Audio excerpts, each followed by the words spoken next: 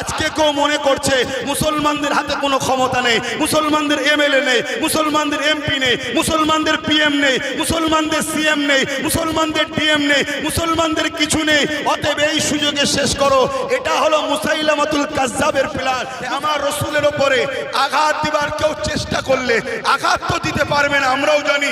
কেউ চেষ্টা করলে ওই জালিম আবু জেহেলের বিরুদ্ধে, আজকের আবু জেহেলদের বিরুদ্ধে আমরা বেলালের মতো, আমরা হুজুরদের মতো তাদের উত্তরসূরি হয়ে এদের বিরুদ্ধে আমাদের আন্দোলন সংগ্রাম চলবে না, চলবে না। হাত তুলে সাক্ষী দেন, চলবে না, চলবে না। হাত তুলে সাক্ষী দেন, লড়াই হবে না, হবে না। এই লড়াইয়ে যদি রাজি থাকেন তাহলে যারা বসে আছেন উঠে দাঁড়ান, আজ থেকে অঙ্গীকারবদ্ধ হন। আমরা লড়াই করব, আমরা লড়াই করব, আমরা জীবন দেবো। আমরা সমাজে শিক্ষা নাই, সমাজে কারবার নাই, সমাজে এডুকেশন নাই। কেউ বলেছিল 2 কোটি চাকরি দেবো, এত বছর ক্ষমতায় বসে আছে, চাকরি তো নয়। কেউ বলেছিল সমাজের উন্নতি করব, উত্তরপ্রদেশে 5000 স্কুল বন্ধ হয়ে গেছে। উত্তরপ্রদেশের দলিতরা রাস্তায় বেরোলে মার খাচ্ছে, আদিবাসীরা মার খাচ্ছে, এসটিরা মার খাচ্ছে, এসসিরা মার খাচ্ছে। উত্তরপ্রদেশের হালত বড় খারাপ। উত্তরপ্রদেশের আইন ব্যবস্থা ধ্বংস হয়ে গেছে। উত্তরপ্রদেশের জঙ্গল রাজ চলছে, উত্তরপ্রদেশের গুন্ডা রাজ চলছে। এই জঙ্গল রাজ, গুন্ডা রাজকে চেপে দিবার জন্য এমন একটা ইস্যু তৈরি করো যে ইস্যুতে মুসলমানরা দাড়ি টুপি দিয়ে রাস্তায় নেবে, নারে তাকবীর, আল্লাহু আকবার দেবে। আর এই সুযোগে রাতের অন্ধকারে আমি অমুসলিমদের পাড়ায় গিয়ে বলবো, দেখেছিস মোল্লারা পাকিস্তান বানাচ্ছে, আমাকে রাখ, পল্ডুজার বাবা ওদেরকে সাইজ করব। এটা মনে হয় তার নাকামিকে ঢাকার জন্য মোহাম্মদ রসুল লিখার জন্য আঘাত করেছে না। এটা যদি লাভ জিহাদের নামে পিটা, ওটাও নতুন। এই ভারতবর্ষে গোরক্ষা বাহিনীর নামে পিটা, ওটাও নতুন। এই ভারতবর্ষে জয় শ্রীরামের নামে মারা, এটাও নতুন। তাহলে এইগুলোকে রুকা হচ্ছে না। আই লাভ মোহাম্মদ রসুল লিখার জন্য রুখবে কেন? মূলত এদের উদ্দেশ্য, ইরা এদের নাকামিকে, ইরা এদের কমজোরিকে, ইরা যে নাকাম হয়েছে এটাকে ঢাকার জন্য আমাদেরকে এইরকম একটা ইস্যু তৈরি করে ইরা এদের অন্যায়, জুলুম, অত্যাচার, চুরি, ডাকাতি, খুন, ইরা যে বেকার এটাকে চাপার একটা পরিকল্পনা করছে। আমার নবী তো তিনি আবু জেহেল ওকাজের মেলাতে প্রতিটা রাস্তার মোড়ে মোড়ে মোড়ে মোড়ে দাঁড়িয়ে দাঁড়িয়ে যারা এসেছিল তাদেরকেই বলেছিল মোহাম্মদ রসুলের কাছে যেও না। আমার নবীর মিথ্যা প্রচার করেছিল, আমার নবীর উপরে মিথ্যা মিথ্যা ইলজাম দিয়েছিল। কিন্তু হাকিকাতের রেজাল্ট কি? আবু জেহেল যাকে যাকে নিষেধ করেছে সে আমার নবীর কাছে এসেছে, সে আমার নবীর আখলাক, চরিত্র, আদর্শে ইমানের কলেমা পড়ে মোহাম্মদ রসুলের উম্মতের দলে ঢুকে গেছে। জোরে বলুন সুবহানাল্লাহ। আর আজকে আমার ভারতবর্ষে কিছু মানবপ্রেমী পশু আমার নবীর বিষয়ে মিথ্যা প্রচার করছে, আমার নবীকে ভালোবাসলে তাদের উপরে আঘাত করছে, আমার নবীর শানে মিডিয়াতে প্রচার করছে। আমি ভারতের মুমিন মুসলমানকে বলবো, ব্যথা না হলে সন্তান হয়নি। ব্যথা যত বাড়বে সন্তান তত বাড়বে। আমেরিকাতে ব্যথা বেড়েছিল, ইউরোপে ব্যথা বেড়েছিল, ইসলামের উপর আঘাত হয়েছিল, রাসূলুল্লাহকে যারা মানবে তাদের উপর আঘাত হয়েছিল। আজকে ইউরোপের মিডিয়া বলছে, আমেরিকার মিডিয়া বলছে আগামী 40-45 এর মধ্যে ইউরোপ দুনিয়া হবে সংখ্যাগুরু ইসলাম, সংখ্যাগুরু মুসলমান। তাই আমিও মনে করি মহান স্রষ্টা আবু জেহেলের দ্বারা নবীর দ্বীনের কাজ করিয়ে নিয়েছে।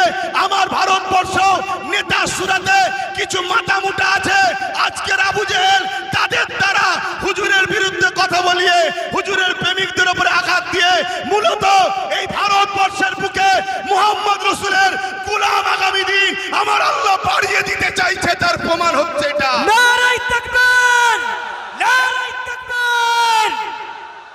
আমার নবীর উপরে যত আঘাত দেবে তত আমার নবীকে রিসার্চ হবে কে মুহাম্মদুর রাসূলুল্লাহ।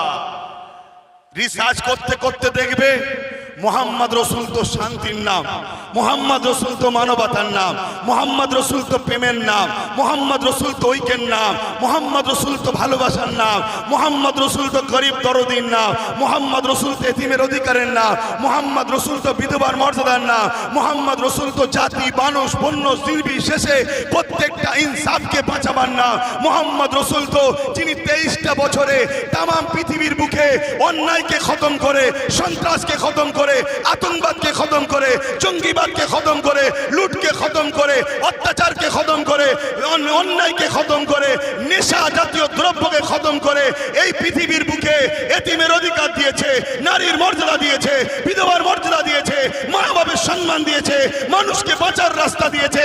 এক কথায় 23টা বছরে মোহাম্মদ রসুলটাকে যিনি তামাম পৃথিবীর বুকে সাম্য, শান্তি, ভ্রাতৃত্ব, সৌহার্দ্য, ঐক্য, একতা, প্রেম, ইনসাফ, ইনসানিয়ত, ন্যায়, সত্য প্রতিষ্ঠিত যিনি করেছে তিনি হলেন মুহাম্মদুর রাসূলুল্লাহ। নারায়ে তাকবীর!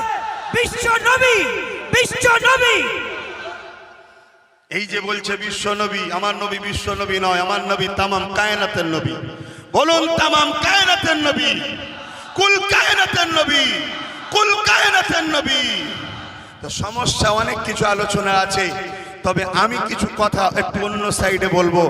আমার ভাইয়েরা হুজুরকে নিয়ে সব আলোচনা করেছে, অবশ্যই যেখানে যেখানে মাহফিলে যায় সেখানেও একটা আলহামদুলিল্লাহ ছোট হলেও জনসভা হয়, সেখানেও হুজুরকে নিয়ে আলোচনা করা এটা আমাদের দায়িত্ব। যুবকেরা, আমার রসুল এত বড় ব্যাপার, আমার রসুলকে নিয়ে আমার দেশের কোন টাকলা কি বললো, আমার দেশের কোন মাতাল কি বললো, আমার দেশের কোন মানবরূপী পশু কি বললো, এতে কোনো যায় আসে না। আমার নবী এত বড় ব্যাপার, যেমন চামচিকে টানা মেলে চাঁদের আলোকে রুখতে গেলে চাঁদের যেমন কোনো যায় আসে না, চাঁদও হলো মুহাম্মদ রাসূলুল্লাহর গোলাম।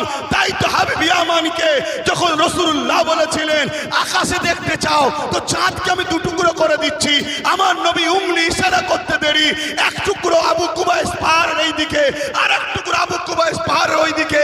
এই দৃশ্যটা ভারতবর্ষে কেরলের রাজা চিরামান দেখেছিল, সে পরবর্তীতে যখন জানলো এই চাঁদটা টুকরো করেছিল মুহাম্মদ রাসূলের উংলির ইশারাতে, ভারতবর্ষের রাজা চিরামান মক্কার জমিনে গিয়ে ঈমানের কলেমা পড়ে মুহাম্মদ রাসূলের গোলাম হয়ে গিয়েছিল। নারায়ে তাকবীর! নারায়ে তাকবীর! আমার নবী এত বড় ব্যাপার, এই বলে যায় মিম অক্ষরটা মুহাম্মদ রাসূল সাল্লাল্লাহু আলাইহি ওয়াসাল্লামের মিম অক্ষরটা যদি এক দাড়ি পাল্লায় রাখা হয় আর বাকি আল্লাহ যা বানিয়েছে কুল কায়নাতে সবটাকে যদি এক পাল্লায় রাখা হয়, মুহাম্মদ রাসূলের মিমটা আদব, সম্মান, ভালোবাসা, প্রেম সব দিক দিয়ে ভারী হবে। জোরে বলুন সুবহানাল্লাহ। তিনি হলেন মুহাম্মদ রাসূল।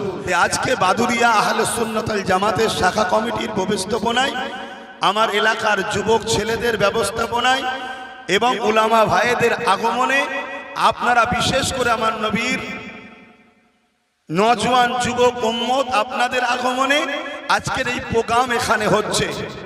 দ্বিতীয় আরেকটা কথা, এই যে হঠাৎ করে বলল ব্যানারে লেখা যাবে না, এটার পিছনে আরো কিছু রহস্য থাকতে পারে না। আবু জেহেলকে জিজ্ঞেস করা হয়েছিল গোপনে, তার বন্ধু, যে মুহাম্মদ রাসূলকে তুমি কি সত্যি মনে করছো জাদুকর? আবু জেহেল বলেছিল, আরে বোকা, মুহাম্মদ রাসূল বেশক হক ও নবী। বলুন সুবহানাল্লাহ। তাহলে মানছো না কেন? বলছে মানলে আমার অন্যায়ের, জুলুমের, অত্যাচারের রাজত্ব চলে যাবে। আমি যে ফ্যাসিস্ট চিন্তা ভাবনাতে মানুষের যে খোদা সেজে বসে আছি, মুহাম্মদ রাসূল বলছে মানুষ কখনো মানুষের দাসদাসী হবে না, মানুষ একমাত্র স্রষ্টার দাসদাসী হবে। এই দাসত্ব প্রথাকে মুহাম্মদ রাসূল ভেঙে দিতে এসেছে। যদি মুহাম্মদ রাসূলকে মেনে নিই তাহলে আমার দাসত্ব প্রথার সাম্রাজ্য চলে যাবে। তা আজকে আমার ভারতবর্ষে সে ওপরের দাদা হোক আর নিচের দিদি হোক, ইনারা কি জানে না মুহাম্মদ রাসূলটাকে? আপনাদের কি মনে হয় জানে না? 100% জানে, আমাদের থেকে অনেক ভালো জানে।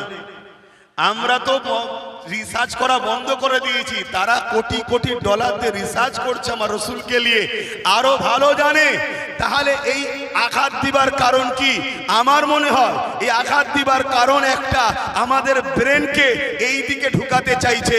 সমাজে শিক্ষা নাই, সমাজে কারবার নাই, সমাজে এডুকেশন নাই। কেউ বলেছিল 2 কোটি চাকরি দেবো, এত বছর ক্ষমতায় বসে আছে, চাকরি তো নয়। কেউ বলেছিল সমাজের উন্নতি করব, উত্তরপ্রদেশে 5000 স্কুল বন্ধ হয়ে গেছে।